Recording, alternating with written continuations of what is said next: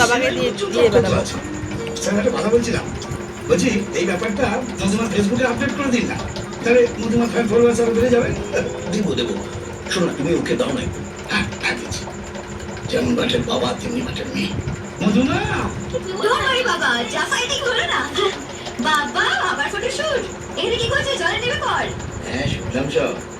শোনো, এইসব দুষ্টুমি করতে গিয়ে আবার খাওয়া দাওয়া অবহেলা করো না, ডিনার ঠিক সময় করে নিও, খাওয়া দাওয়া সব। থ্যাঙ্কস রাজ, তুমি না থাকলে যে আমাদের কি হতো, পুরো ব্যাংকক আসাটাই স্পয়েল হয়ে যেত। তবে মধুর জায়গায় আমি থাকলে কিন্তু খুব ভালো হতো। কেন?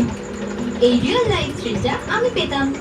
ভাবাই যায় না তুমি আমার জন্য অতগুলো লোকের সঙ্গে ফাইট করছো, আর ফাইনালি আমাকে রেস্কিউ করে সবার মধ্যে থেকে বেরিয়ে আসছো।